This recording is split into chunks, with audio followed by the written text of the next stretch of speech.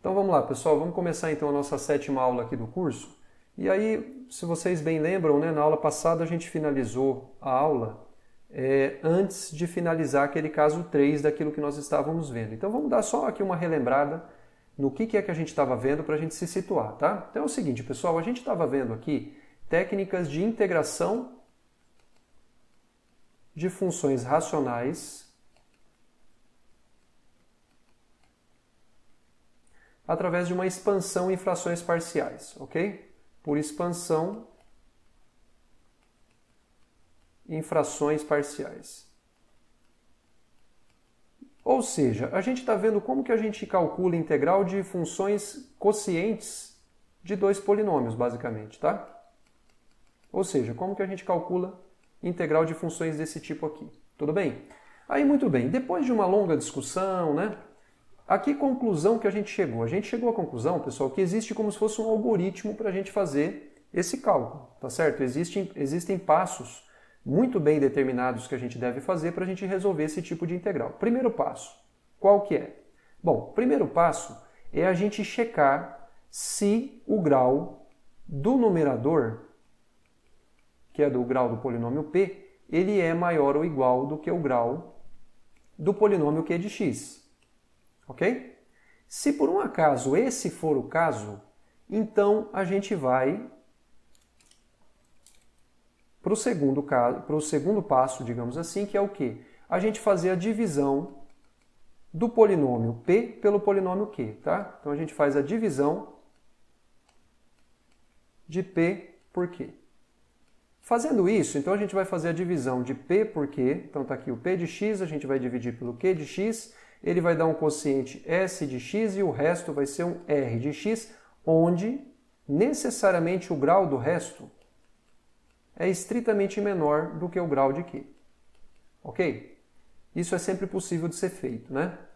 E aí, pessoal, uma vez que nós temos que esse daqui é o quociente, esse daqui é o resto da divisão de P por Q, então isso significa que P de x, ele se escreve como sendo S de x, ele se escreve, né? O P de x ele é a mesma coisa que o S de x vezes o Q de x, mais o resto. Ok? Por esse motivo, isso implica que P de x dividido por Q de x, que é quem a gente está querendo integrar, se vocês olharem aqui em cima, isso vai ser justamente igual a S de x mais R de x dividido por Q de x. Ok? Isso daqui vai ser então, ou seja, né, isso significa que a integral do que a gente está querendo integrar, que é isso aqui, é igual à integral de S de x mais a integral de R de x dividido por Q de x. Certo? Só que tem uma coisa. Essa integral aqui, ela está ok, ela é fácil de ser calculada, porque é a integral de um polinômio, todo mundo aqui sabe fazer isso, ok? Então, quem a gente de fato precisa aprender a integrar, é esse tipo de expressão aqui. A integral de um quociente, porque isso aqui também é uma função racional, e aqui sim, o grau do numerador é estritamente menor do que o grau do denominador. Então é por esse motivo, pessoal, que no final das contas, para você aprender a fazer integral de funções racionais independentemente do grau do numerador ou do denominador, tudo que você precisa é aprender a integrar, funções racionais aonde o grau do numerador é estritamente menor do que o grau do denominador. Por quê? Se isso não acontecer, você faz a divisão de P por Q e você chega à conclusão que para você calcular essa integral, que é o que você quer, basta você calcular essa daqui. E essa daqui é uma onde o grau do numerador é estritamente menor do que o grau do denominador. Ok? Se por um acaso, lá em cima, o grau do P fosse estritamente menor do que o grau do Q, então você pode pular diretamente para o terceiro caso, certo? E perceba que esse terceiro passo, ele serve para integrar essa expressão no caso em que o grau de P é maior ou igual do que o grau de Q também, ok? Então, se por um acaso isso daqui não acontecer, então você pula diretamente para o passo 3, tá? Você vem diretamente para cá. O que é o passo 3? Você vai fatorar o polinômio Q em fatores lineares e ou, porque pode ter e pode não ter, fatores quadráticos irredutíveis, ok? Quadráticos irredutíveis. E aí como é que você faz essa fatoração? Basicamente, pessoal, você tem que procurar as raízes de Q. Sempre que você achar uma raiz de Q, você sabe que x menos aquela raiz vai ser um polinômio de grau 1 que vai entrar na fatoração do Q, certo? Quando, depois de você ir achando as raízes de Q, quando você se deparar, se você se deparar com o Q de x escrito como sendo x menos uma raiz vezes x menos uma outra raiz, pode inclusive ser igual à primeira, tá? Se no final você chegar em um polinômio quadrático irredutível, e isso é sempre possível de ser feito, tá certo? Essa decomposição em fatores lineares e ou quadráticos irredutíveis, lembrando que tudo que a gente está fazendo aqui é no corpo dos reais, tá? Se fosse no corpo dos complexos, obviamente você sempre conseguiria fatorar o Q em fatores lineares, tá certo? E não apareceria fatores quadráticos irredutíveis, isso aí pelo teorema fundamental da álgebra, ok? Que fala que todo polinômio em C tem pelo menos uma raiz em C. Então, pessoal, depois que você fatorar o Q e se sobrar polinômios quadráticos irredutíveis, então você vai ter aquela expressão e aí, dependendo da forma como você fatora o Q, você vai ter formas diferentes de você expandir o P de x dividido por Q de x em frações parciais, certo? Aí a gente vai ver 3 casos. A gente já viu o primeiro caso na aula passada, que é quando Q de x ele só tem fatores lineares distintos, tá certo? Aonde nenhum é múltiplo do outro, tá? Nenhum é múltiplo do outro. Quando esse é o caso, vocês vejam na aula passada, vocês expandem, tá certo? Essa expressão P de x dividido por Q de x, como sendo A dividido por x menos a primeira raiz, mais B dividido por x menos a outra raiz, mais e assim por diante, até algum número aí, sei lá, a n dividido por x menos a última raiz, tá certo? E aí você vai achar um denominador comum entre todos esses fatores lineares embaixo, que por sua vez vai ser exatamente o Q de x. Você deixa todo mundo no mesmo denominador, você tira em evidência todas as potências de x no numerador, iguala com o polinômio P de x, e você vai fazer isso igualando coeficiente a coeficiente, e com isso você vai chegar num sistema com várias equações e várias incógnitas, mas que admite uma única solução não trivial, no caso, né? Enfim, a menos que seja um polinômio nulo, né? Então, isso daí dá para resolver e vocês já viram na aula passada, tá? Depois tem o caso 2, que é o caso em que o Q de x ele apresenta apenas fatores lineares, porém alguns repetidos, tá? E aí o que a gente percebeu? A gente percebeu o seguinte, que se você tem um fator linear que se repete, por exemplo, um fator desse tipo aqui, x menos ai, que ele se repete r vezes, x menos a, vamos por aqui, x menos a que se repete r vezes na fatoração do Q, então você sabe que na hora da expansão em frações parciais, no lugar desse cara você vai ter r fatores, onde você vai ter um a1 dividido por x menos a mais a2 dividido por x menos a ao quadrado, até um certo AR dividido por x menos a elevado a r, ok?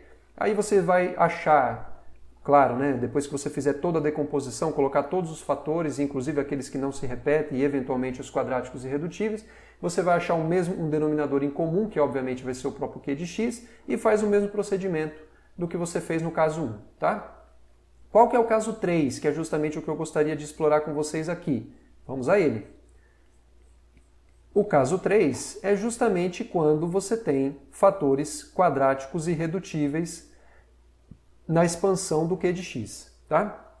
Então, pessoal, aqui a gente vai lidar quando o nosso Q de x ele admite fatores quadráticos, na sua decomposição, ok? Na sua fatoração, na verdade, ele admite fatores quadráticos irredutíveis. Ok, pessoal? Então vamos ver como que é que a gente procede nesse caso. Bom, então imagina que você tem Q de x que ele contenha fatores do tipo ax² mais bx mais c, que são polinômios de grau 2 que não admitem nenhuma raiz real, ou seja, são polinômios quadráticos irredutíveis, e a gente sabe que isso acontece se e somente se o discriminante desse polinômio, que no caso é o b² menos 4ac, é um número negativo, ok? Então isso aqui é um polinômio de grau 2, cujo gráfico é uma parábola inteiramente acima do eixo x ou então inteiramente abaixo do eixo x, a depender do sinal do x². Beleza? Então o que acontece, pessoal? Para cada um desses termos quadráticos irredutíveis que se repete R vezes, para cada um deles, nós devemos ter, né, na expansão em frações parciais, esses termos aqui. Então veja, se você tem, por exemplo, um fator quadrático irredutível que se repete R vezes, ele vai dar origem a R fatores, aonde você vai ter nos denominadores as potências de 1 até R desse polinômio quadrático irredutível, tá certo? Só que nos numeradores, ao invés de você ter constantes, que era o que você tinha quando os denominadores eram polinômios de grau 1, você vai ter, na verdade, polinômios de grau 1 a menos do que o denominador. Perceba, quando você tem no denominador um polinômio de grau 1, quem aparece em cima é um polinômio de grau 0, que no caso é uma constante, certo? Aqui você tem no denominador, por exemplo, aqui, esses polinômios aqui, no caso, esse polinômio de grau 2. Então, quem aparece no numerador, tá certo? É um polinômio genérico de grau 1, no caso, A1x mais B1. Então, esse A1 é uma incógnita, você não sabe quem que ele é, você vai ter que descobrir. Perceba que aqui, pessoal, quando você fizer a fatoração do Q, você já vai saber quem que é esse polinômio que está aqui embaixo. Então, esse A minúsculo, esse B minúsculo e esse C minúsculo, eles não são incógnitas, você vai encontrá-los, ok? Uma vez que você faça a fatoração do Q. Quem são as incógnitas aqui vão ser o A1 e o B1, tá certo? Aí depois você coloca a potência 2 do polinômio quadrático irredutível que se repete R vezes, e em cima você coloca um polinômio genérico de ordem 1, ou seja, A2x mais B2. E vai fazendo isso até aparecer a potência R no denominador, e em cima você ainda vai ter um polinômio de ordem 1 genérico, lembrando que A1, A2 até o AR, assim como B1, B2 até BR, são as incógnitas que você precisa achar. Ok, pessoal? Então, novamente eu digo, no livro do Guidorizi está provado que de fato existem essas constantes A's e B's que verificam, tá certo? De tal forma que realmente o que eu estou afirmando que é verdadeiro de fato é, ok? Não vou fazer a demonstração, é muito grande, eu acredito que não vale a pena a gente gastar esse tempo com isso, né? E eu prefiro mostrar um exemplo para vocês. Então, nesse exemplo eu tenho certeza que vai ficar muito mais claro como que a gente faz realmente, como que a gente faz a expansão em frações parciais, né? De um integrando, né? De uma integral que seja uma função racional, onde no denominador você tem um polinômio aonde na fatoração dele você tenha polinômios quadráticos irredutíveis, inclusive que se repete mais de uma vez, que é o caso aqui. Tudo bem, pessoal? Então vamos lá. Bom, aqui, veja bem, então olha só, pessoal. Perceba bem, o que a gente quer calcular? A gente quer calcular a integral dessa função racional aqui. Então, peraí, vamos dar uma olhada como é que funciona. Quem é o p de x para mim? É o numerador. Quem é o q de x para mim? É o denominador. Então, no numerador, nós temos um polinômio de grau 3. Então, o grau de p é 3. No denominador, perceba que aqui, pessoal, a gente já entregou a coisa mastigada para vocês e já deu o polinômio decomposto. Tá certo? Isso vai ser comum. Por que isso vai ser comum? Porque é o seguinte, muitas vezes a gente não percebe isso. Eu mesmo fui demorar um certo tempo para eu perceber isso, né? Veja bem, a gente está acostumado no ensino médio a achar, como é que se diz? A achar raízes, né, de polinômios de ordem 2. Claro, né, de ordem 1 no ensino fundamental, de ordem 2 no ensino fundamental e médio, usando a fórmula de Bhaskara. E a gente está acostumado, né, a gente é levado a crer que todo e qualquer polinômio que a gente trombar por aí na vida, a gente vai conseguir expressar, a gente vai conseguir encontrar as raízes dele. Não é isso? Ou assim, que a gente vai conseguir expressar através de uma fórmula todas as raízes em função dos coeficientes. A gente é levado a isso. Tá certo? Aí chega no curso de matemática elementar, vocês começam a ver uns polinômios de grau 3. Né? E aí a fórmula de Bhaskara, obviamente, não se aplica mais.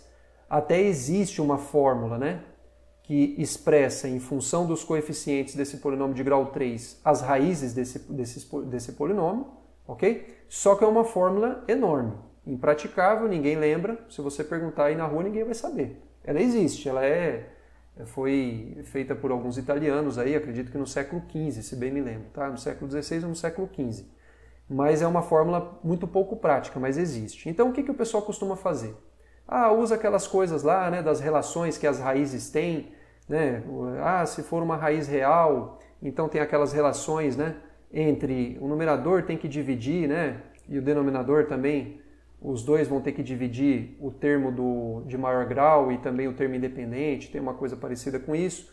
Tem aquelas relações de girar, né, que muitas vezes, se você conhece, que dá umas expressões aí, umas relações, na verdade, entre as raízes, né? Então, enfim, vocês adquirem uma certa técnica para conseguir resolver polinômios de ordem de grau 3, mas também já não é uma coisa tão simples, ok? Agora, pessoal, quando a gente vai para polinômios de ordem 4, existe uma fórmula também para vocês que expressa, não sei se isso foi dito para vocês lá no curso de matemática elementar, possivelmente sim, senão eu vou falar para vocês agora e algo extremamente importante, tá certo?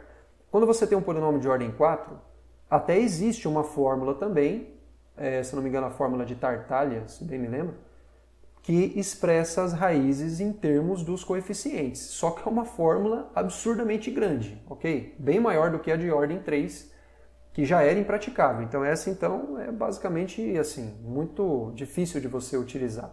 Ela existe, é possível você expressar todas as raízes de um polinômio de ordem 4 em função dos coeficientes, só que é uma coisa impraticável, beleza? Agora, quando a gente vai, por exemplo, para um polinômio de ordem 5, como é, por exemplo, o caso desse polinômio aqui, porque perceba que aqui no denominador, que é esse grau de Q, perceba que o grau de Q é igual a 5, né? Porque isso daqui é uma coisa quadrada, elevado ao quadrado vai dar uma coisa de ordem 4, quando multiplicado por x vai dar algo de ordem 5. Quando você passa para polinômios genéricos de ordem 5, ficou-se pensando muito tempo se existiria uma fórmula que expressasse as raízes desse polinômio de ordem 5 em função dos coeficientes. E aquelas pessoas que fizeram para ordem 4 tentaram fazer para ordem 5, não conseguiram.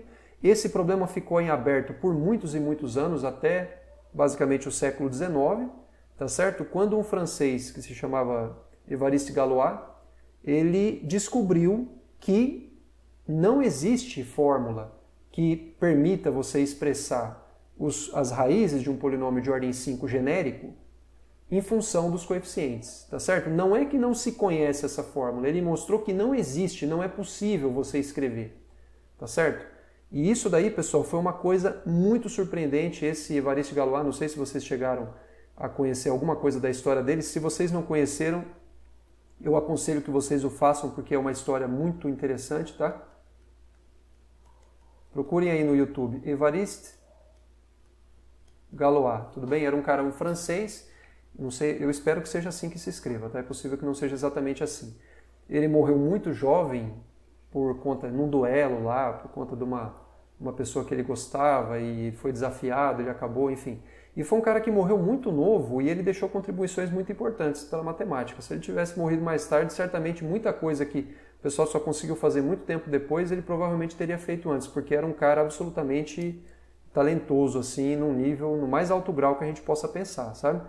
E ele provou, pessoal, associando polinômios a grupos de permutação, que é um instrumento algébrico que nem sequer se tinha formalismo, né, para se estruturar naquela época. Isso aí deu origem a uma teoria chamada de teoria de Galois, que é estudado, até onde eu sei, uma área de pesquisa ativa dentro da área de álgebra, na matemática pura, tá certo? Então, pessoal, o que está resumido, o resumo aqui para vocês é o seguinte: primeira coisa, procurem a história desse cara e procurem ver um pouquinho sobre teoria de Galois, só por cima, tá? Só por curiosidade. E a segunda coisa é o seguinte, que como esse polinômio aqui é de ordem 5, eu não iria deixar para vocês ele para vocês resolverem, porque tudo bem, aqui nesse caso vocês tirariam um x em evidência, né? Vocês perceberiam que o que iria sobrar seria uma equação que seria mais fácil de resolver, mas de maneira geral polinômios de ordem 5 são muito difíceis de resolver, se não até mesmo impossíveis, desde que você enxergue como possível você ter uma fórmula que expresse as raízes em função dos coeficientes, tá? Então aqui nesse caso, pessoal, o Q de x ele já está apresentado a decomposição dele, tá? Para facilitar. Então vamos lá. O que a gente vai fazer para resolver aqui? A gente vai seguir os passos que nós descrevemos no comecinho da aula. Primeira análise que a gente faz, a gente precisa analisar o grau de P, o grau de Q, e aqui no caso a gente está percebendo que o grau de P é estritamente menor do que o grau de Q, certo? Como esse é o caso, a gente não precisa fazer a divisão de P por Q. A gente só precisaria fazer a divisão de P por Q no caso do grau de P ser maior ou igual do que o grau de Q. E aqui está acontecendo exatamente o oposto disso. Beleza? Então, pessoal, a gente não precisa ir para o passo 2, que seria fazer a divisão de P por Q. A gente vai diretamente para o passo 3. Qual seria o passo 3? Fazer a expansão, fazer a decomposição do Q. Mas isso já está feito. Perceba, aqui o Q ele já está decomposto. E por que ele já está decomposto? Porque a gente está escrevendo aqui, pessoal, o Q de x como sendo x multiplicado por x ao quadrado mais 1 vezes x ao quadrado mais 1. Certo? Que na verdade, né, é x multiplicado por x ao quadrado mais 1, tudo isso ao quadrado. Perceba que esse daqui é um fator linear e esse daqui, pessoal, é um fator quadrático irredutível. Porque o polinômio f de x igual a x ao quadrado mais 1, ele não tem raiz real, tá certo? Então, esse polinômio quadrático que está aparecendo na decomposição do Q, ele já é um polinômio quadrático irredutível. Se por um acaso esse polinômio aqui ele admitisse raízes reais, eu iria encontrar essas raízes e expandir um pouco mais aqui essa decomposição em termos de fatores, todos eles lineares. Mas não é o caso, ok? Então perceba que aqui a gente tem na decomposição do Q um fator linear e um fator quadrático irredutível que está na potência 2. Ok? Então o que a gente precisa fazer, pessoal? Pelo que a gente viu nos casos 1 e 3, a gente sabe que quando você tem, sempre que você tiver um fator linear, então quando você for fazer a expansão do polinômio P dividido pelo polinômio Q em frações parciais, sempre que você tiver um fator linear, ele vai aparecer da forma uma constante vezes aquele fator linear, que no caso é o x, então aparece a sobre x. No lugar do fator quadrático irredutível, que nós temos aqui no caso repetido duas vezes, esse camarada aqui vai dar origem a dois fatores, onde o primeiro deles é um polinômio de grau 1 genérico em cima, que é bx mais c, dividido pela potência 1 desse polinômio, que no caso é x ao quadrado mais 1, somado com um outro polinômio genérico de ordem 1, no caso dx mais e, dividido pela potência 2 desse polinômio quadrático irredutível que está aqui. Ok? Isso foi o caso 3. Foi o que o caso 3 nos ensinou a fazer. Beleza? Então, pessoal, aqui o que a gente faz? A gente acha um denominador em comum entre esses três. Ora, é óbvio que o denominador em comum que a gente vai encontrar, que a gente vai escolher, vai ser justamente o próprio Q de x, que no caso é x que multiplica esse cara aqui. Então perceba, pessoal, vou repetir uma vez mais, hein? Se você simplesmente fizer o produto desse por esse por esse, você vai chegar aqui num denominador que vai ser esse cara na potência 3. E aí, isso vai ser útil para a gente, será? Não vai ser útil, porque você vai fazer um punhado de conta e aqui no final das contas você estaria com um polinômio de ordem 3 e aí o que acontece? Antes de você ir para o sistema, você para e olha, pera lá, eu tenho aqui uma função racional, aqui eu tenho outra, só que os denominadores não são iguais. Então eu não posso falar que esse A mais B tem que ser igual a 0, tá certo? Que o C tem que ser igual a menos 1. Eu não posso fazer isso, porque eu estou igualando duas funções racionais onde os denominadores são diferentes. E não é isso que a gente quer, ok? Então, não se esqueçam, o denominador comum é sempre o Q de x. Sempre, independentemente da decomposição dele, é sempre o Q de x, tá? Então, por isso que aqui nós temos Q de x, beleza? E aí, beleza. Então, e lembra que aqui isso aqui é nada mais do que o Q de x, tá? Então, pessoal, beleza. A gente escolhe o Q de x como sendo o denominador comum. Esse produto dividido por x vai dar o quê? X ao quadrado mais 1 ao quadrado. Esse cara vezes o A vai dar o quê? A que multiplica x ao quadrado mais 1, tudo isso ao quadrado, certo? Que está escrito aqui. Esse produto dividido por x ao quadrado mais 1 vai dar o quê? X que multiplica x ao quadrado mais 1. Isso vai ter que estar multiplicado por bx mais c. Então está aqui, bx mais c, tudo isso multiplicado por x, que multiplica x² mais 1. Esse produto dividido por x ao quadrado mais 1 ao quadrado vai dar o quê? X. Então vai ter que fazer x vezes esse cara que está aqui, por isso que fica x que multiplica dx mais z. Ok? Agora o que a gente faz? Abre esse quadrado aqui, isso aqui vai dar x à quarta mais 2x mais 1, multiplica todo mundo por a, está aqui. Faz todas as operações, aplica distributiva aqui, então é bx vezes x ao quadrado, mais bx vezes x vezes 1, mais c vezes x ao quadrado, mais c vezes x vezes 1, tá? Vai dar tudo isso aqui, e aí faz a mesma coisa com o último termo, ok?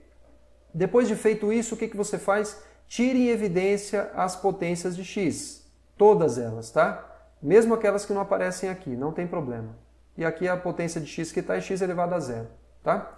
Aí, pessoal, agora sim, veja, você tem aqui duas funções racionais que são iguais e os denominadores também são iguais. O que isso significa? Isso significa que para que essa igualdade que eu estou falando que é verdadeira, de fato seja verdadeira, é necessário e suficiente que os polinômios que estão no numerador sejam iguais. Só que dois polinômios são iguais se e somente se os seus coeficientes são iguais. Então isso significa que o a mais b tem que ser igual a zero, que é o polinômio do x, que é o coeficiente do x à quarta aqui. O c tem que ser igual a menos 1.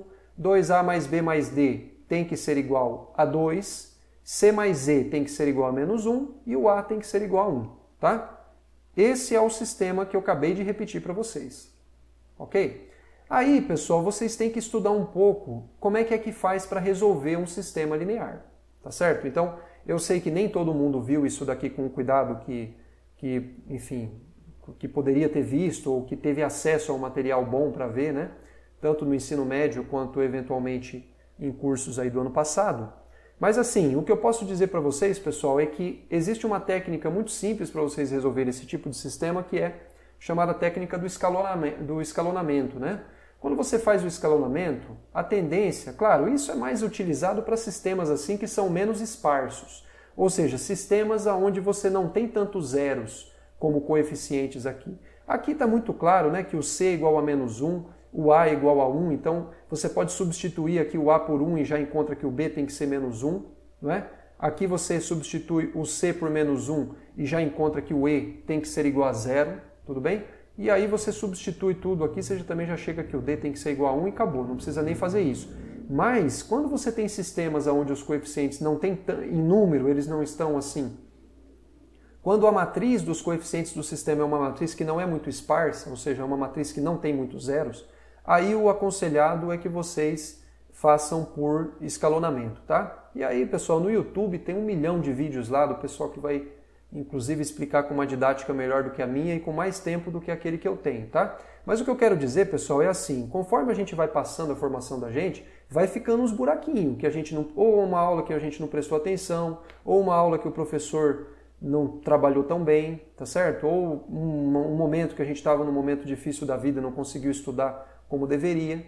Isso é o fim do mundo? É claro que não. Não é porque você não aprendeu a resolver sistema linear que você tem que desistir do curso. Pura e simplesmente tapa esses buracos, tá certo? Quando eu fiz o curso de cálculo 1, limite para mim foi uma coisa que eu não consegui ver muito bem. Na época eu estava trabalhando 8 horas por dia, eu não consegui ver. Estudava à noite também. Aí o que aconteceu? Eu fiquei com essa deficiência durante algum tempo, chegou num ponto que eu falei, não, eu vou resolver esse problema.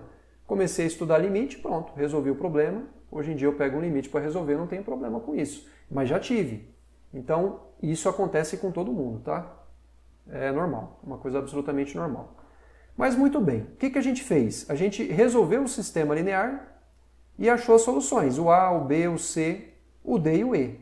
Ora, então o que isso aqui nos diz? Isso aqui nos diz que esse quociente, que é o que a gente quer integrar, isso é igual a 1 dividido por x mais menos x menos 1 dividido por x quadrado mais 1, mais 1 dividido por x ao quadrado mais 1 ao quadrado, tá? E o que eu acabei de falar está escrito aqui, exceto por esse sinal de integral. Ora, então a integral do que estava do lado esquerdo do que eu acabei de falar é igual à integral do que está do lado direito daquilo que eu acabei de falar. Ok? Então calcular essa integral é a mesma coisa que calcular essa. Qual que é a vantagem? Que essa daqui é muito mais fácil. Por quê? Isso daqui a gente sabe que a integral vai dar ln do módulo de x, tá certo? Nessa integral, bem como nessa, basta você fazer uma mudança de variável. Então, por exemplo, aqui, qual que é a mudança de variável aqui que a gente faz? Por exemplo, você pode chamar u de x ao quadrado mais 1. Então, du vai ser o quê? 2 vezes x dx. Então, esse x dx que nós temos aqui em cima, ele é a mesma coisa que meio de du. Tá certo? Então, isso aqui vai ficar... É claro que aqui eu abro em duas, né, essas integrais. Aí vai ficar, então, quando você for resolver essa daqui, ó, que é o que a gente está fazendo agora, vai aparecer menos, né, porque está com menos, meio de ln do módulo de u, só que u é x ao quadrado mais 1, então vai ficar ln do módulo de x ao quadrado mais 1. Menos, quando você fizer menos 1, né, dividido por x ao quadrado mais 1, e você for integrar isso, vai ficar menos a integral disso aqui. Ora, a integral disso é o arco tangente de x, então no lugar você põe arco tangente de x, tá? E aqui, por fim, nessa daqui, olha, você pode fazer novamente aqui uma mudança de variável e você resolve isso daqui e aí você vai chegar, depois de fazer uma mudança de variável, que a integral, essa integral aqui vai ser justamente meio de, na verdade é menos meio, né, de 1 sobre x ao quadrado mais 1, ok? E aí mais uma constante, porque todas essas daqui são integrais indefinidas e a gente sabe que as integrais indefinidas estão definidas a menos de uma constante. Ok, pessoal?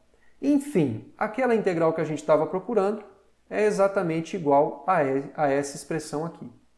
A menos que eu tenha errado alguma coisa, mas eu acredito que não. Tudo bem, pessoal? Então, aqui a gente varreu os 3 casos possíveis que a gente tem de decomposição do polinômio Q. Primeiro, na aula passada, quando você tem fatores lineares, todos eles distintos entre si, que nenhum deles é múltiplo do outro.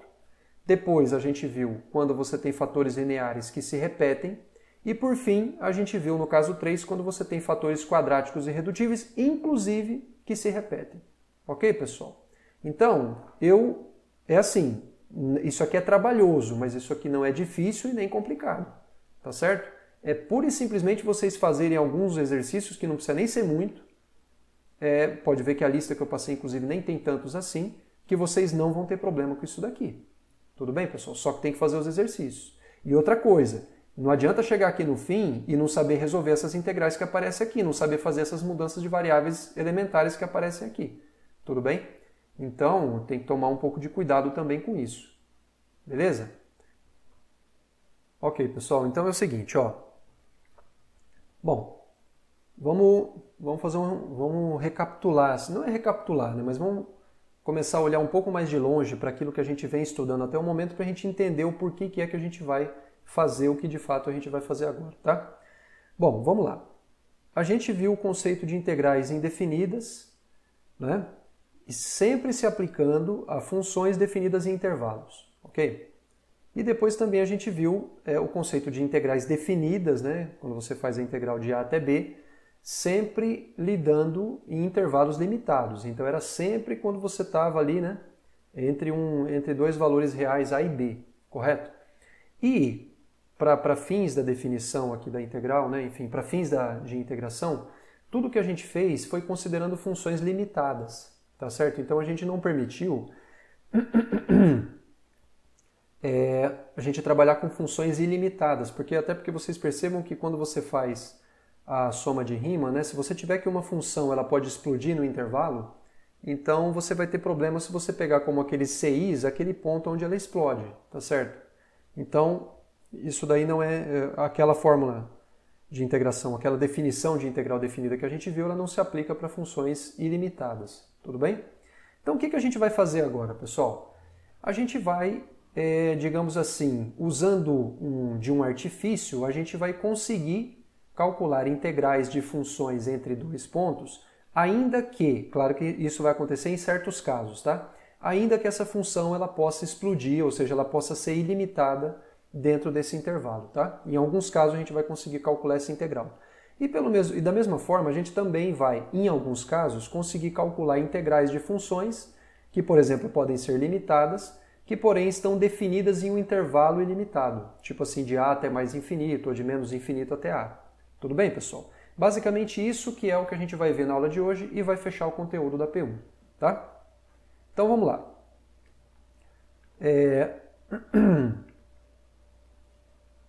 Bom, então conforme eu acabei de falar para vocês, né, até o momento, a gente, quando trabalhou com integrais desse tipo aqui, né, que são as integrais definidas, a gente viu elas somente, a gente somente trabalhou com essas integrais em intervalos limitados e trabalhando com funções limitadas, ok? Então o que a gente vai ver, né? A gente vai ver que em algumas situações é possível a gente calcular a integral de f de x dx de a até mais infinito, por exemplo, ou seja, uma integral de uma função em um intervalo ilimitado da reta, ou mesmo a gente calcular integrais dentro de um intervalo limitado, porém de funções que podem ser ilimitadas dentro desse intervalo, ou seja, funções que explodem, tá certo? Para cima ou para baixo dentro desse intervalo. Tudo bem? Bom, então, o que acontece? Por exemplo, pessoal, imagina que a gente tenha essa função aqui, vamos considerar a função f de x igual a 1 sobre x ao quadrado, ok? Bom, perceba uma coisa, perceba que essa função, o domínio de definição dela é a reta menos o zero, né? Essa função não está definida para x igual a zero. E, inclusive, quando x tende a zero, seja pela direita ou seja pela esquerda, essa função ela vai para mais infinito, essa função explode no zero, ok? Para mais infinito. Perceba uma coisa, né? Perceba que para todo t maior do que 1, tá certo? Quando você faz a integral de 1 sobre x ao quadrado, né, com respeito a x, de 1 até t, isso vai dar o quê? Ora, uma primitiva para isso aqui é x elevado a menos 2. Uma primitiva para isso, pelas regras que a gente viu, seria menos 1 sobre x, ok? Menos x elevado a menos 1. Então, essa integral vai ser o quê? A primitiva dessa função, que no caso é essa, aplicada em t, menos essa mesma primitiva aplicada em 1, ok? Quando você fizer isso daqui aplicado em t, vai dar menos 1 sobre t, menos, com esse menos fica mais, quando você fizer essa primitiva aplicada em 1, isso dá 1, ok? Então perceba, pessoal, que essa integral aqui, dessa função de 1 até t, isso dá exatamente 1 menos 1 sobre t, ok? Ou seja, o que isso está nos dizendo, né? Isso está nos dizendo que a área A de t, delimitada pela curva da função, pela curva y igual a 1 sobre x ao quadrado, pelas retas x igual a 1, x igual a t e pelo eixo x, que por sua vez é a reta y igual a 0, essa área ela é exatamente igual a 1 menos 1 sobre t. Então, no caso aqui, a gente está exemplificando. Esse daqui seria o número 1, esse daqui seria o número t, e essa área aqui ela vale exatamente 1 menos 1 sobre t. Ok? Entretanto, pessoal, perceba uma coisa. Quando você faz o t tender para mais infinito, conforme o t vai crescendo, essa área aqui ela vai se aproximando cada vez mais de 1, porque isso daqui tende a 0. Tá certo? Então, perceba que, pelo que a gente está vendo aqui, pelo menos de maneira formal, é como se a área da região delimitada pelas curvas y igual a 1 sobre x ao quadrado, x igual a 1 e y igual a 0, ou seja, é a área de uma região ilimitada do plano, porque essa região ela está delimitada por essa reta vertical, essa região que eu estou falando agora, tá? Pelo eixo x, por essa curva y igual a 1 menos x ao quadrado, só que essa curva não tem limitação aqui. Isso aqui vai até o infinito. Veja, essa área, aparentemente, ela vai ter que dar 1. Por quê? Porque quando você faz o t tender para infinito, essa região que está sendo mostrada aqui, sem esses achurados, ela está tendendo para aquela que eu acabei de falar para vocês, e a área dessa região que eu estou apresentando para vocês dá algo que quando esse t vai para infinito tende a 1. Ora, então é muito natural a gente definir, mesmo sendo em um intervalo ilimitado, é muito natural a gente definir a integral entre 1 e mais infinito de 1 sobre x ao quadrado dx como sendo exatamente 1. Faz todo sentido a gente definir isso. Ok, pessoal? E é justamente o que a gente faz preciso aqui nessa definição abaixo, tá? Então, conforme eu estou falando aqui para vocês, isso ele motiva a seguinte definição. Bom, a definição qual é? É essa daqui. Imagina que você tem que a integral de f de t... desculpa, isso aqui está errado. Isso aqui é f de x dx, tá? Que na verdade é f de x dx. Imagina que a integral de f de x dx entre a e t exista.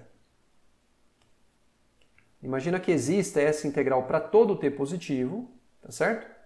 Então, se esse for o caso, então a gente denota pela integral de a até mais infinito de f de x dx, isso aqui a gente está definindo nesse momento aqui, tá? A gente define isso como sendo justamente esse limite aqui, olha.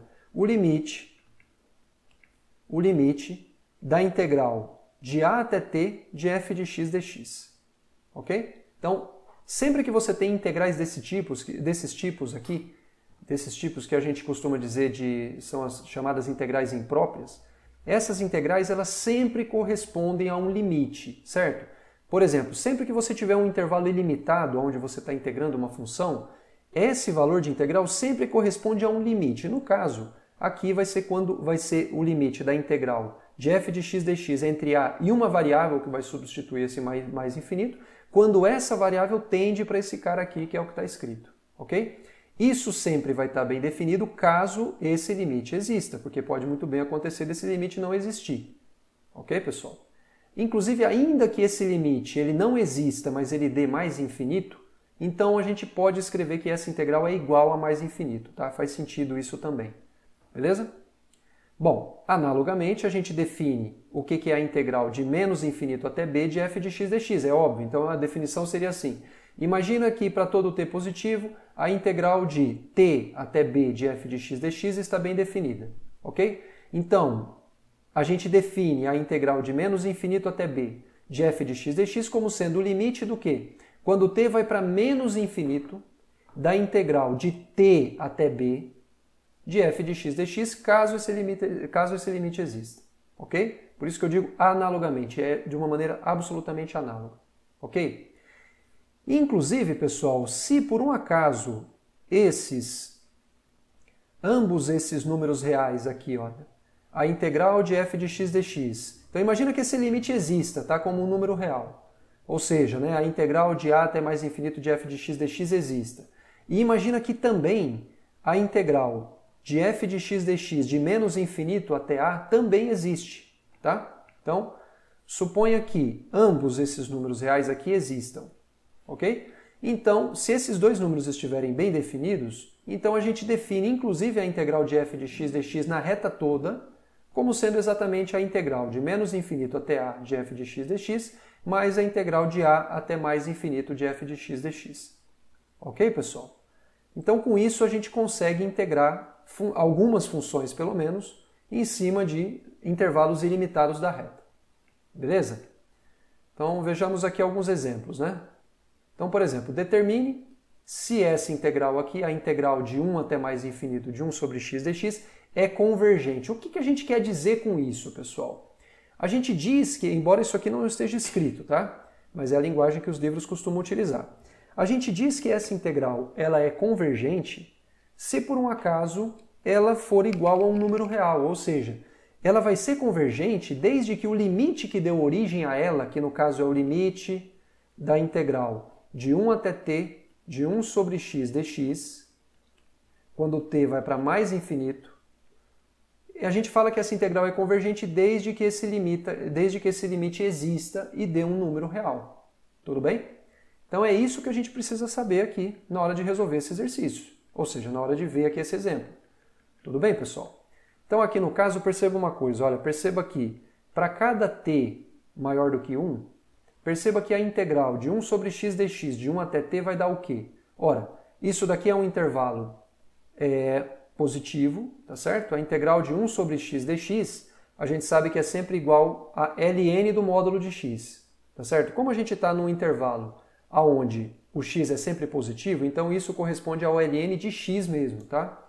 Por isso que aqui a primitiva ficou ln de x entre 1 e t. Então isso aqui vai dar o quê? Ln de t menos ln de 1. Ora, só que ln de 1, isso aqui é igual a zero, tá certo? Então isso aqui deu o quê? ln de t. Então, veja, como o limite... Então, quando você vai fazer a análise do limite que definiria essa integral caso ele existisse, você vai ter que fazer o quê? A análise do limite da integral de 1 até t de 1 sobre x dx, quando t vai para mais infinito. Ora, mas isso a gente acabou de ver que é igual ao limite quando t vai para mais infinito do que de quem? Ora, essa integral é exatamente igual a ln de t.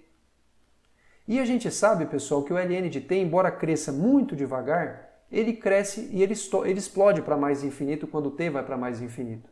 Ok? Então isso daqui é igual a mais infinito. Ou seja, a área delimitada pela curva 1 sobre x, pelo eixo x e pela reta x igual a 1, ao contrário do que acontecia quando você tinha a função 1 sobre x ao quadrado, onde essa área, quando até o infinito ela era finita igual a 1, quando essa curva aqui de cima é a curva 1 sobre x, essa área é igual a mais infinito. Ela não é uma área finita. Tudo bem? É uma região do plano que não tem uma área finita. Tudo bem? Então, por esse motivo, a gente diz que essa integral ela é divergente. Por quê? Porque essa área ela explode para mais infinito. Tudo bem, pessoal? Enfim, não é tão complicado, né? Vamos ver aqui um outro exemplo. Bom, calcular a integral de menos infinito até zero de x vezes e elevado a x dx. Ok? Então vamos lá. Bom, para t negativo, o que é que a gente vai ter que fazer? A gente vai ter que calcular aqui, obviamente, o limite da integral de t até zero de x vezes e elevado a x dx quando t tende a menos infinito. Ok? Então, para isso, a gente precisa saber calcular essa integral aqui. Beleza? Então, a gente pega um t negativo qualquer e vai calcular a integral de x até e elevado a x dx de t até zero. Tá? Bom, como é que a gente aprende, como é que a gente aprendeu, né? Que a gente resolve integrais do tipo um polinômio vezes uma exponencial. Bom, a gente deve usar a integração por partes. E isso é muito efetivo, por quê? Porque quando você integra a derivada disso aqui vezes uma primitiva disso, fica muito mais fácil de integrar do que o que está aqui. Tá certo? Então você chama u de x, isso aqui é u. Então isso aqui é u e isso aqui é dv. Ok? U é x e dv é e elevado a x dx. Então isso significa que du é igual a dx e o v é o próprio e elevado a x. Então a integral de t até zero de u dv é o quê? U vezes v de t até zero menos a integral de t até zero de v du, que deu e elevado a x dx. Quando a gente calcula, vai dar isso aqui aplicado no zero, que dá zero, porque aqui a gente está fazendo o produto por zero, menos t multiplicado por e elevado a t, que está aqui, tá certo? Menos essa integral aqui, ora, uma primitiva para e elevado a x é ele próprio. Então isso aqui vai dar o quê? E elevado a x calculado em zero, menos e elevado a x calculado em t, tá? Então, quando a gente faz todas as contas aqui, isso aqui vai dar menos t e elevado a t, menos. Quando for elevado a zero, isso daqui vai dar 1, por esse motivo que aparece esse menos 1. Depois, menos com menos mais, isso aqui aplicado em t dá e elevado a t. Ok? Então, o valor aqui dessa integral deu o quê?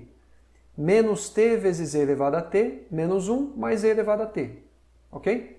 E agora, o que a gente precisa fazer? Quando a gente vai calcular essa integral aqui, então a gente percebeu que isso aqui é nada mais do que o limite, quando t vai para menos infinito, do que? De, digamos assim, e elevado a t menos t e elevado a t menos 1. Então a gente precisa calcular os limites de cada um desses caras aqui. Bom, e elevado a t, quando t vai para menos infinito, a função exponencial, né, se vocês se lembram do gráfico dela, é assim. Então quando t vai para menos infinito, isso aqui vai para zero. Certo? Isso aqui vai para menos 1, obviamente, porque é uma constante. E agora a gente precisa ver o que acontece com isso daqui. Tá certo? Como é que a gente calcula essa integral aqui, esse limite, desculpa. Perceba que aqui, pessoal, a gente tem um problema, porque quando t vai para menos infinito, isso daqui vai para menos infinito e isso daqui está indo para zero. Então você tem uma indeterminação do tipo zero vezes menos infinito. Isso é uma indeterminação matemática, você não pode falar que isso aqui é zero, até porque está incorreto. Ok? Isso aqui é uma indeterminação matemática. Como é que a gente resolve isso? A gente pode aplicar a regra de L'Hopital. Então, primeiramente, para você fazer isso, você tem que escrever primeiramente essa expressão, esse produto, em termos de um quociente, aonde no numerador e no denominador, ou ambos vão para zero, ou ambos vão para infinito, seja mais ou seja menos. Tá certo? Podendo ser, inclusive, trocado. Então, aqui, pessoal, como a gente tem? Então, a gente escreve isso aqui como sendo t dividido por 1 sobre e elevado a t, que é a mesma coisa do que o que está escrito aqui. 1 sobre e elevado a t é a mesma coisa que e elevado a menos t, certo? Então agora sim isso aqui está indo para zero, ok? Opa, desculpa, isso aqui está indo para menos infinito, e isso daqui está indo para mais infinito, porque o e elevado a menos t, veja, quando t vai para menos infinito, menos t vai para mais infinito. E e elevado a t vai para mais infinito com uma rapidez muito grande, inclusive. Então esse quociente aqui está apresentando uma indeterminação matemática do tipo que nos permite aplicar a regra de L'Hopital. Tudo bem? Então, aplicando a regra de L'Hopital, o limite desse quociente vai ser o quê? O limite da derivada do numerador, que é 1, dividido pelo limite da derivada do denominador. Então, quer dizer, é o limite do quociente da derivada do numerador dividido pela derivada do denominador, ok? Que no caso dá menos e elevado a menos t. Bom, no numerador nós temos 1, no denominador, quando t vai para menos infinito, menos t vai para mais infinito, e elevado a menos t vai para mais infinito, menos ele vai para menos infinito. Então esse quociente está indo para zero por valores negativos, mas o que importa é que está dando zero. Ou seja, o que isso significa? Isso significa que aqui nesse limite, quando a gente for calcular o limite aqui, esse cara aqui está indo para zero. Portanto, esse limite vai dar o quê? Vai dar menos 1, certo? Então isso significa que a integral de x vezes e elevado a x dx, de menos infinito até zero, dá quanto? Dá menos 1. Certo, pessoal?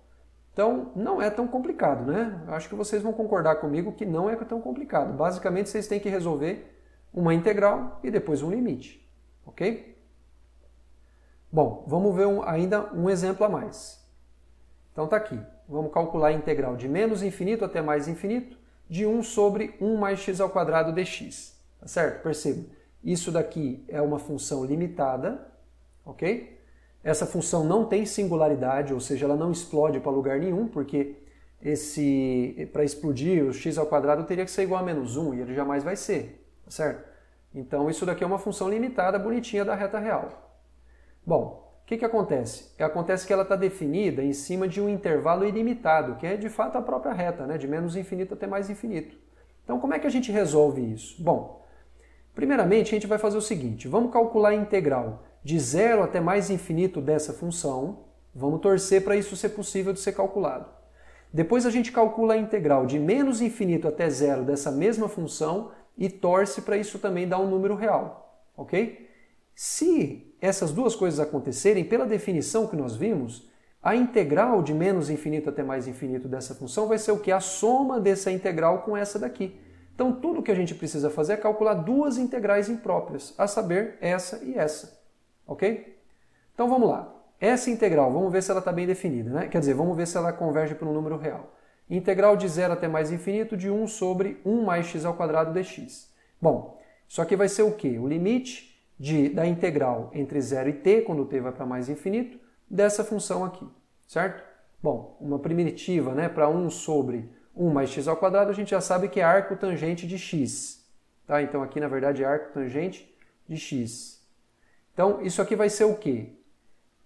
Vai ser o limite, quando t vai para mais infinito, do arco tangente de t menos o arco tangente de zero, certo? Ora, mas o arco tangente de zero é zero, porque zero, que é o ângulo cuja tangente dá zero, ok? Entre menos π sobre 2 e π sobre 2. Então, esse arco tangente aqui é zero. Então, isso aqui ficou o limite do arco tangente de t quando t vai para mais infinito, ok? E se a gente olhar para como é que é a função arco tangente, a função arco tangente é o quê? Ora, você pega a função tangente, cujo gráfico a gente conhece, né?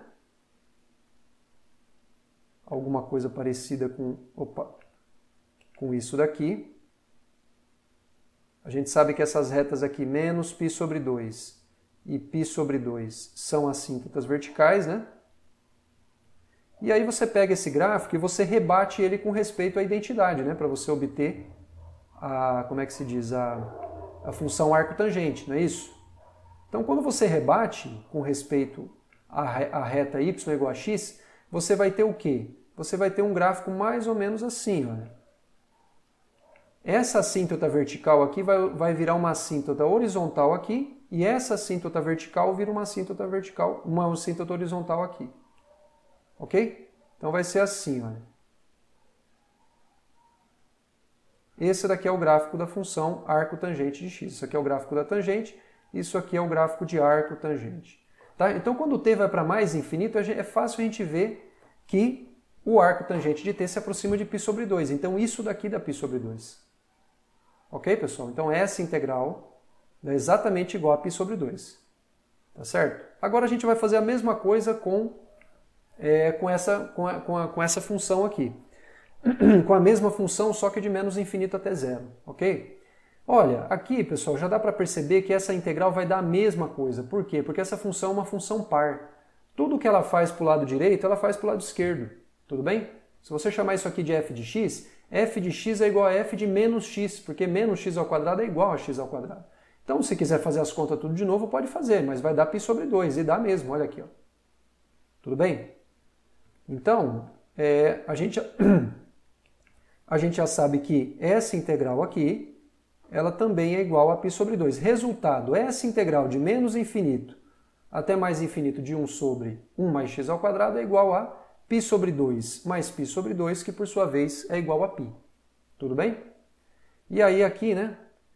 Isso significa o quê? Que quando você olha para o gráfico da função 1 sobre 1 mais x ao quadrado, que é esse gráfico aqui, a área da região delimitada pela curva y igual a 1 sobre 1 mais x ao quadrado. E o eixo x, né, que é a curva y igual a 0, ela é exatamente igual a igual a π, perdão. Então, isso daqui, essa área, é igual a π. Olha que coisa fantástica, né, pessoal? O π, né, que é aquele número que é dado lá, né, quando você está tentando medir o comprimento de uma circunferência, o perímetro, ou então a área de uma circunferência, é uma coisa que aparece aqui quando você calcula a integral de uma função que não tem nada a ver com circunferência a princípio, né? 1 sobre 1 mais x ao quadrado. Então, é uma coisa realmente muito interessante. Beleza, pessoal? Então, perceba que aqui a gente fez pelo menos um, né, exemplo de cada tipo de integral imprópria quando você está fazendo a integral de uma função limitada em cima de um conjunto ilimitado. Ok? Bom, vejamos aqui ainda mais um exemplo, que é o seguinte. Bom, a gente já viu que a integral de 1 sobre x, de 1 até mais infinito, a gente já viu que isso diverge, isso dá mais infinito.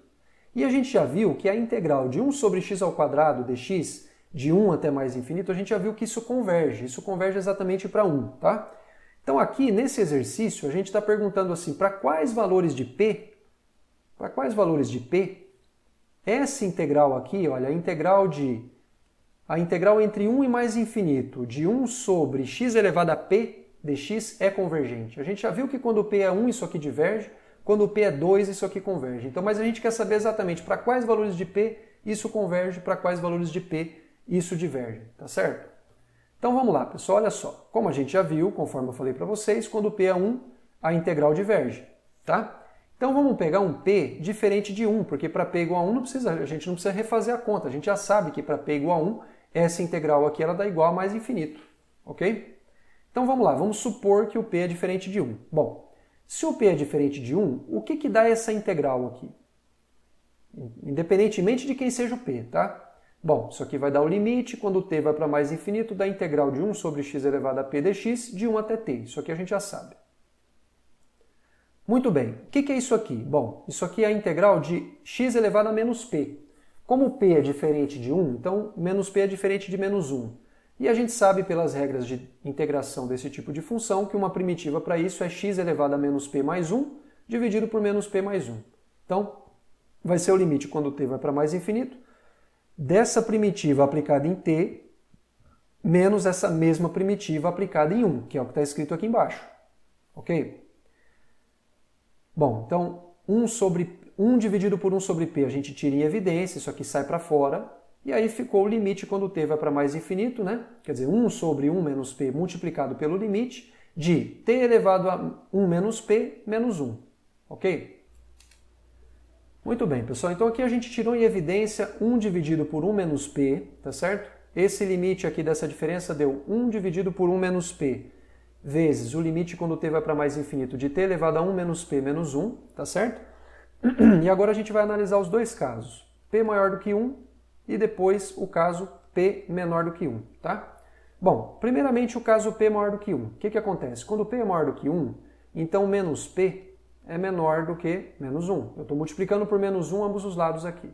Então isso implica que 1 menos p é negativo. Então esse cara aqui, ele é negativo, certo?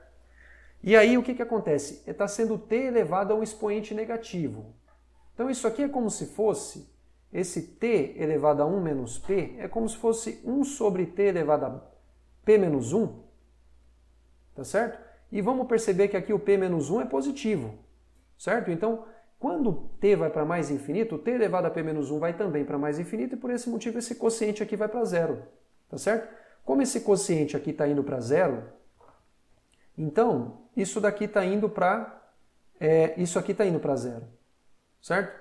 Então, isso daqui, esse produto aqui está indo para quê? Isso aqui está indo para isso aqui está indo para menos 1 dividido por p menos 1. Desculpa. Isso aqui está indo para menos 1 dividido por 1 menos p. Tá certo? Mas veja, menos 1 dividido por 1 menos p é a mesma coisa que 1 dividido por p menos 1, que é o que está escrito aqui. Correto ou não? Perfeito. Então agora vamos analisar o caso em que p é menor do que 1.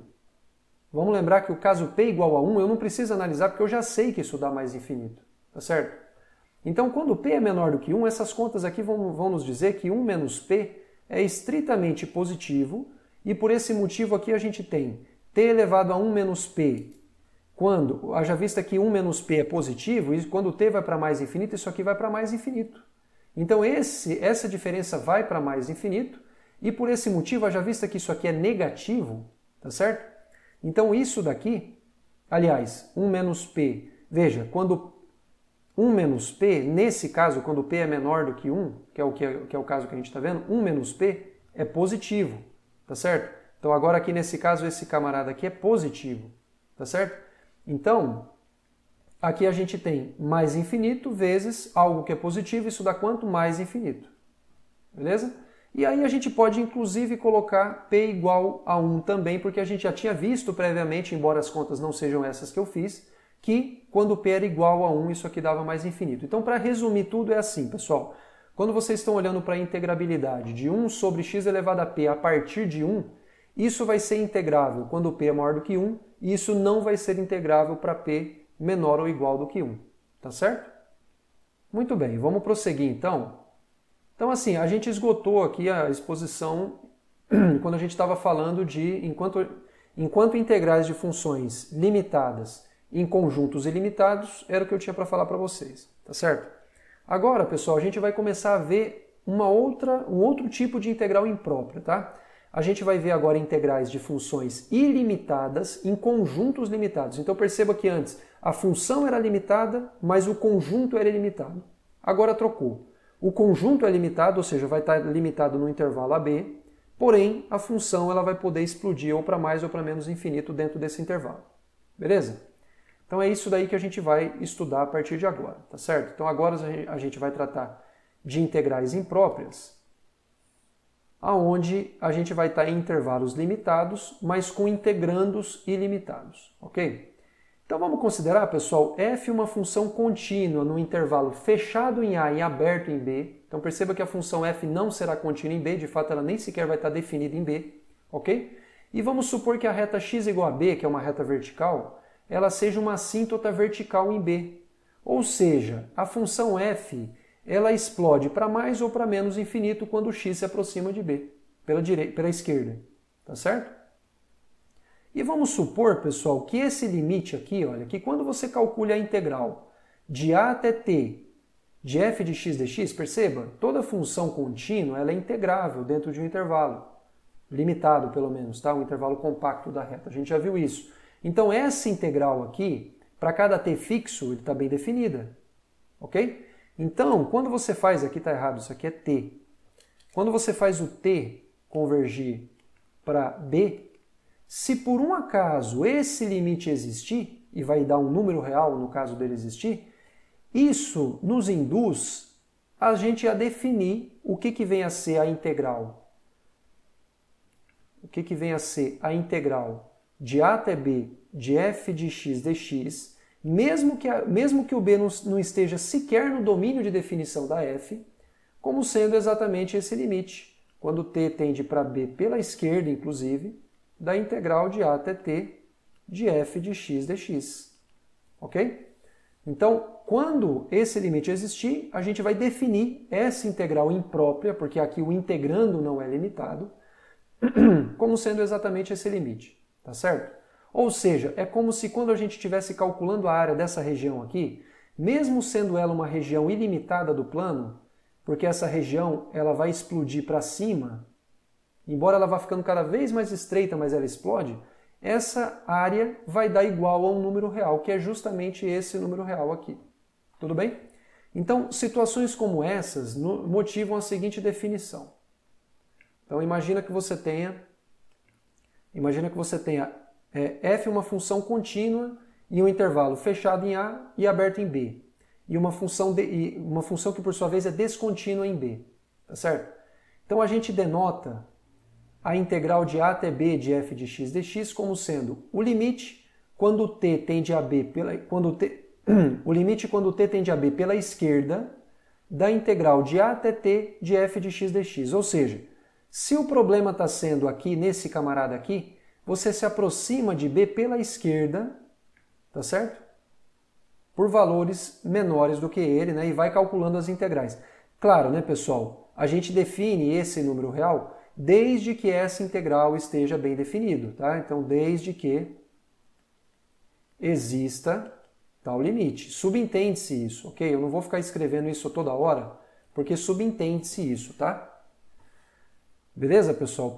Da mesma forma, de maneira absolutamente análoga, né? Quando f é uma função contínua no intervalo AB, aberto em A e fechado em B, e porém descontínua no ponto A, então, desde que o limite da integral de t até b de f de x dx, quando t tende a A pela direita, ou seja, t tende a A por valores maiores do que A, desde que esse limite existe, a gente fala que esse limite é igual à integral de A até b de f de x dx, mesmo que a função f não esteja definida no ponto A.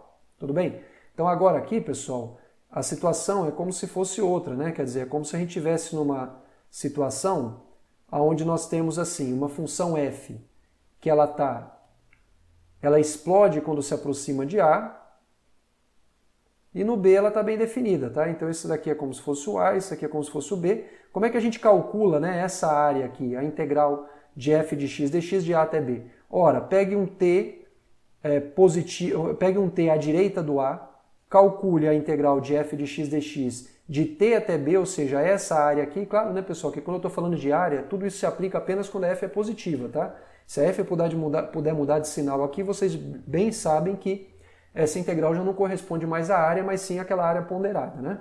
Mas enfim.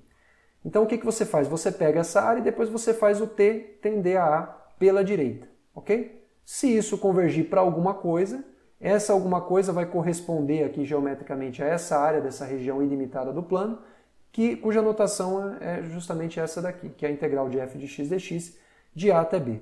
Tudo bem?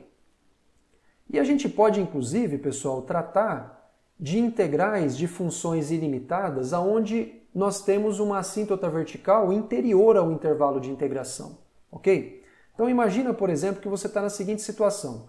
Imagina que você tem f uma função contínua de A fechado até C e também uma função contínua de C até B, aberto em C e B fechado, tá? E imagina que essa função f é descontínua no ponto C. Por exemplo, C ser uma assíntota, x igual a C ser uma reta vertical, que é uma assíntota para o gráfico de f. Ok? Então, se por um acaso a integral de A até C de f de x dx existir, por que eu estou pondo em dúvida se ela existe?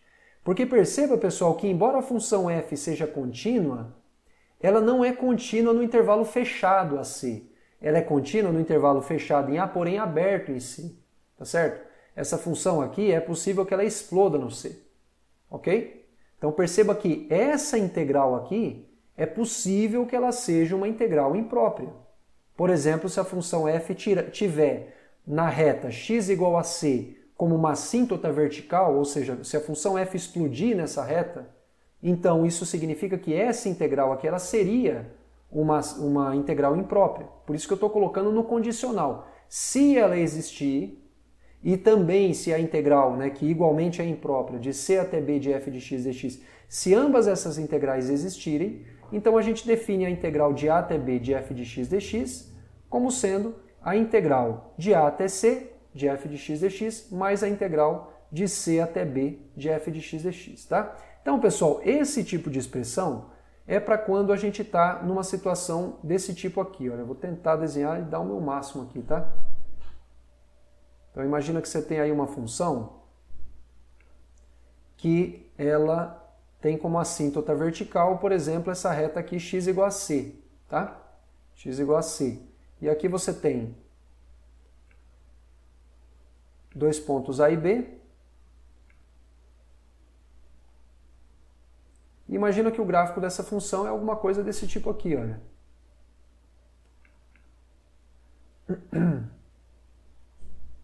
Mais difícil escolher a cor do que fazer o desenho, né? Opa, não deu. Sim e assim, tá?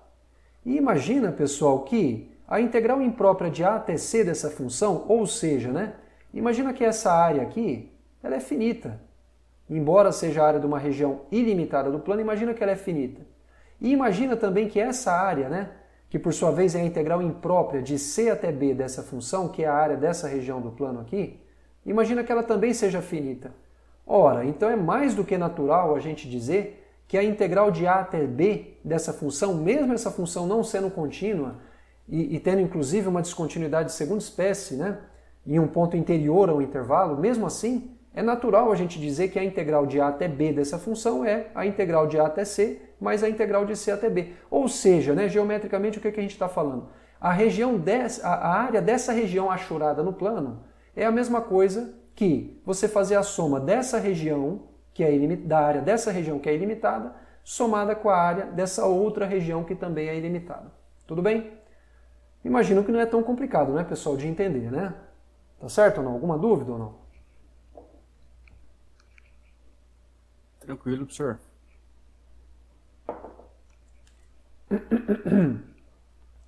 Excelente, então vamos continuar aqui.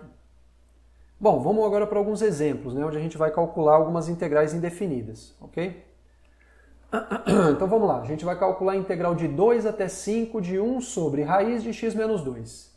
Olha, pessoal, antes de mais nada, o que você tem que fazer é observar o domínio de definição dessa função e verificar se um desses dois pontos aqui ele está fora do domínio de definição, ou seja, ele é um ponto, em geral ele vai ser um ponto extremal do domínio de definição, tá certo?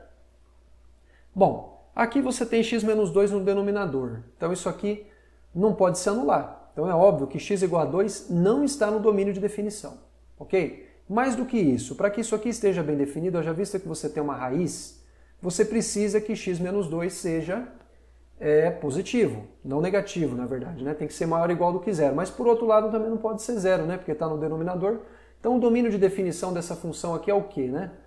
O domínio de definição, o domínio de f aqui no caso, é o quê? É o intervalo 2 mais infinito, que é onde x menos 2 é positivo, estritamente, ok? Então perceba, pessoal, que essa função aqui, ela é contínua no intervalo aberto em 2 e fechado em 5. E ela é descontínua em x igual a 2, ok? Então para que essa integral exista, tá certo? Você precisa fazer o quê? Você precisa se aproximar de 2, aí eu pergunto, pela esquerda ou pela direita? Veja, o 2, ele é um ponto extremal do intervalo onde você está integrando? Ele é o extremo inferior ou o extremo superior? O extremo inferior, ele é o extremo da esquerda do intervalo. Então é claro que você vai ter que fazer a integral de t até 5, e depois fazer o t tender para 2 por onde? Pela direita, óbvio. Até porque se o t pudesse ser menor do que 2, isso aqui nem sequer estaria bem definido. Para os valores de x, à esquerda de 2, ok? Então, isso aqui só faz sentido quando o t é maior do que 2. Então aqui no caso você vai ter que fazer o quê? Calcular o limite quando o t vai para 2 pela direita, por quê? Porque o ponto de descontinuidade da função ele é um extremo inferior do intervalo, digamos assim, e aí você vai ter que calcular o limite da integral de t até 5 da mesma função, que no caso é 1 sobre raiz de x menos 2. Ok? Como é que a gente resolve? Aí veja, pessoal, isso aqui é fazer duas coisas que vocês sabem. Primeiro, resolver uma integral definida de uma função limitada em um conjunto e uma função contínua em um intervalo fechado e limitado, que no caso é o intervalo de t até 5. Perceba, a função ela é descontínua, mas apenas no 2. Como o t ele está à direita de 2, então essa função ela é contínua no intervalo t5 fechado. Então essa integral aqui é uma integral do tipo da que vocês estão acostumados a resolver, tá certo? E aí depois de resolver essa integral, o que vocês têm que fazer? Resolver um limite. Então, por isso que eu digo, vocês têm que fazer duas coisas que vocês já sabem fazer. Primeiro, resolver uma integral, depois resolver um limite, ok? Bom, para resolver essa integral, o que você faz? Podemos fazer aqui uma mudança de variável. É difícil primitivizar essa função de cara. Então você faz o quê? Chama u de x menos 2. Então du vai ser igual a dx, tá certo? Quando o x é igual a t, o u vai ser igual a t menos 2. Quando o x é igual a 5, o u vai ser igual a 3, tá certo? Por isso que os extremos de integração aqui mudaram. E aí aqui, não sei por que eu deixei... Ah, sim, t menos 2, tá? Isso aqui é t menos 2, tá? Então aqui, pessoal, isso aqui vai ficar integral de 1 sobre raiz de u, que é a mesma coisa que u elevado a menos meio, de t menos 2 até 3, ok? Claro que aqui depende de t, o extremo inferior vai continuar a depender, isso é normal, ok? Como du é igual a dx, no lugar de dx eu pude pôr du, tá? Então isso aqui vai dar o quê? Uma primitiva para isso vai ser o quê? U elevado a menos meio mais 1, que vai ser u elevado a meio, dividido por meio. Isso é a mesma coisa que 2 multiplicado por u elevado a meio. Vai ser isso aplicado em 3 menos isso aplicado em t menos 2. Fazemos as contas, isso aqui vai dar 2 raiz de 3 menos 2 raiz de t menos 2. Tá certo? Quando t vai para... A dependência em t está apenas aqui, isso aqui não depende de t. E quando t tende a 2 pela direita, t menos 2 se aproxima de zero pela direita. E a raiz quadrada de algo que está tendendo para zero também vai para zero. Tá certo? Porque o gráfico da função raiz quadrada é como? É assim. Quando algo se aproxima de zero pela direita, a raiz dele também vai tendendo para zero. Ok? Então esse termo aqui, ele está se aproximando de zero. Por esse motivo, esse limite está indo para quem? Está indo para 2 raiz de 3. Ou seja, essa integral aqui que a gente estava querendo calcular é uma integral imprópria que vale exatamente 2 raiz de 3. Ou seja, quando a gente calcula a área delimitada pelas curvas y igual a 1 sobre raiz de x menos 2, y igual a 0 e x igual a 2, tá certo? Isso aqui é uma área de uma região ilimitada do plano, porque essa região vai lá para mais infinito aqui, ela é limitada com respeito à direção do eixo y, tá certo? Mas mesmo assim a gente sabe que a área dessa região ela é igual a 2 raiz de 3. Tudo bem, pessoal?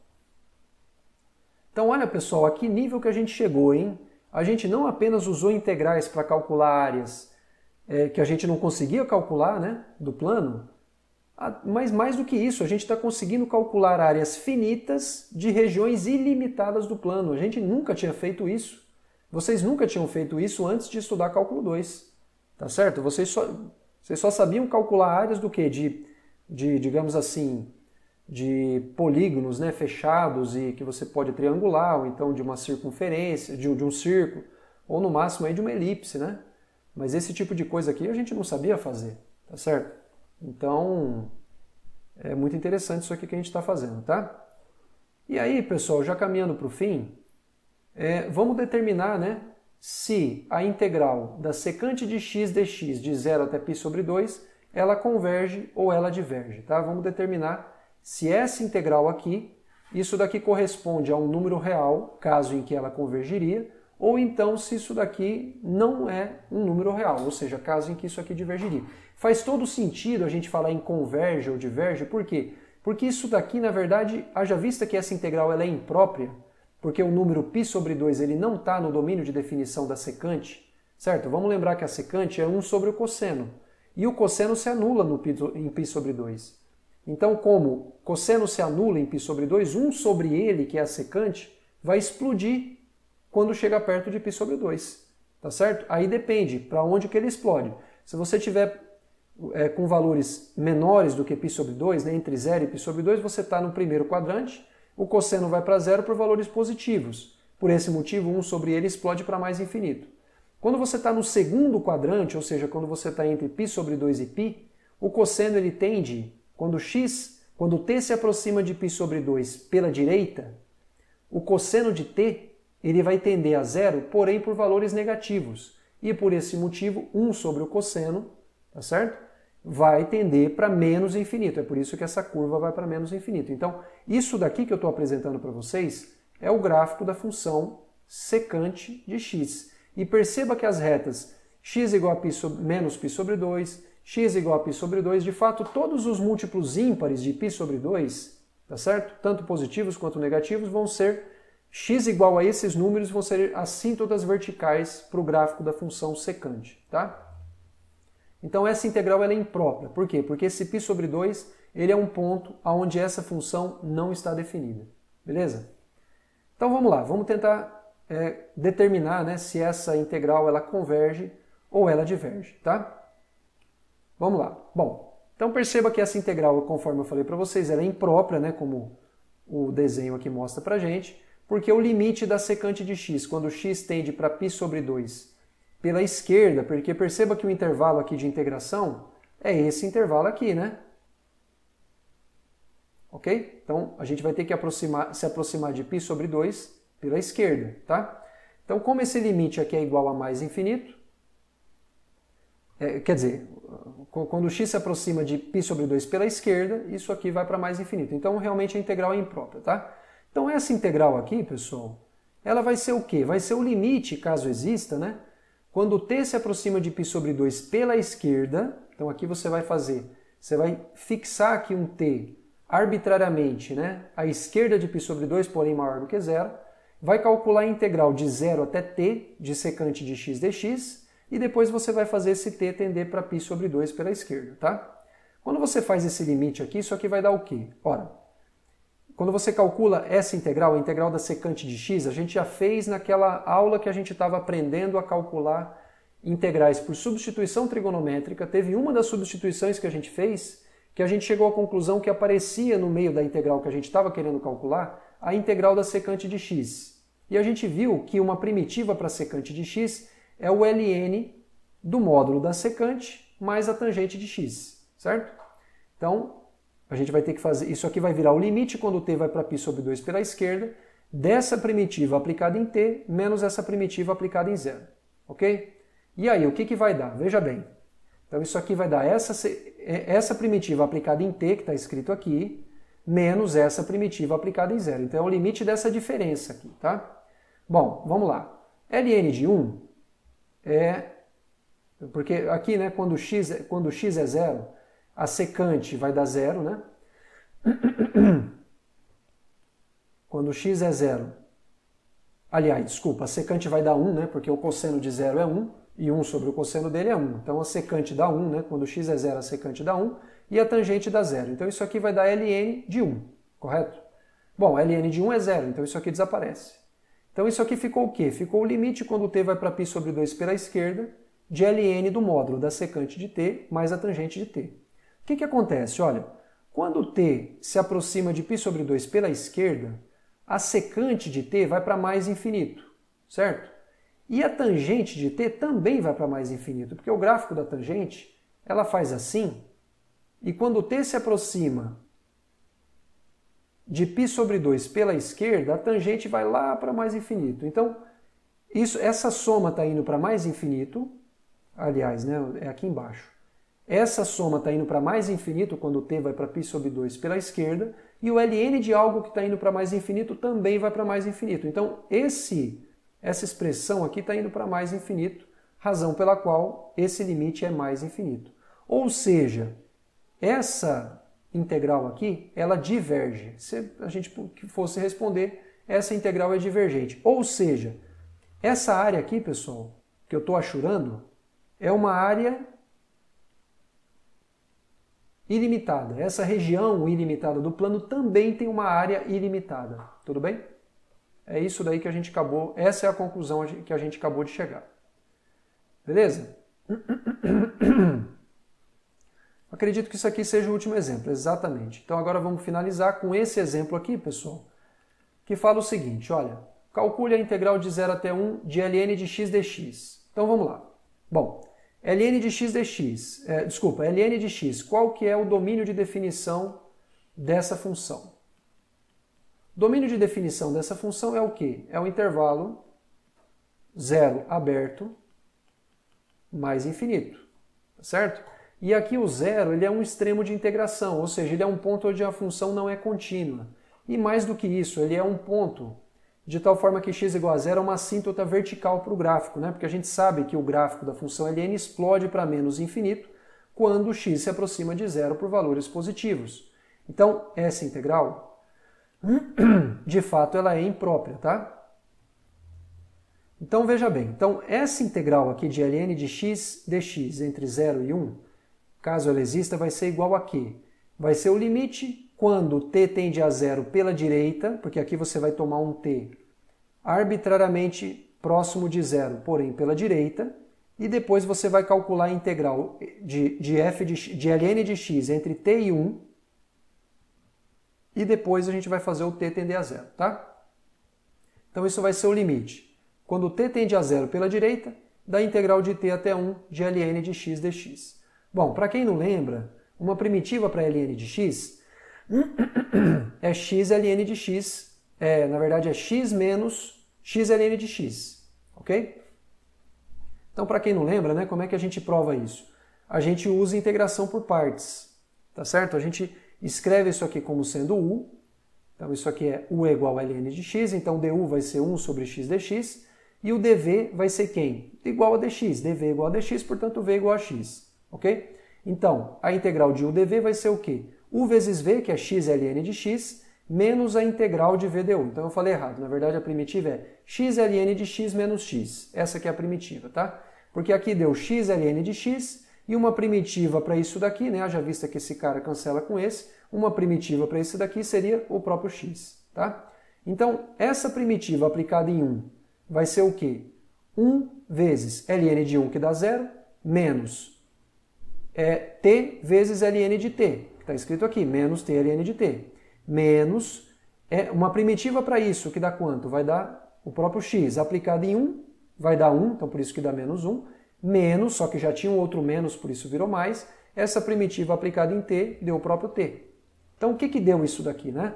Vai ser o limite quando t vai para 0 de t vezes ln de t menos 1 mais t, ok? Quando t tende a 0 pela direita, veja. Isso aqui vai para 0, óbvio. Isso aqui também vai para 0, tá certo? E para a gente perceber isso, a gente teria que aplicar, por exemplo, uma regra de L'Hopital, né? Porque isso aqui está dando uma indeterminação do tipo 0 vezes menos infinito. Mas aplicando a regra de L'Hopital, a gente percebe que isso aqui vai para 0, ok? O ln, pessoal, ela é uma função que vai para menos infinito quando t se aproxima de 0 bem lentamente, quando comparado com um polinômio, qualquer um, e também vai para mais infinito muito lentamente, quando t vai para mais infinito, quando comparado com qualquer polinômio, tá certo? Então, quando você confronta ln de t com um polinômio, tá certo? Quando t vai para 0, isso aqui, o ln sempre perde de um polinômio, seja no 0, seja no infinito, tá? Então, isso aqui vai para 0, isso aqui já é 0, ou seja, esse limite aqui dá quanto? Menos 1.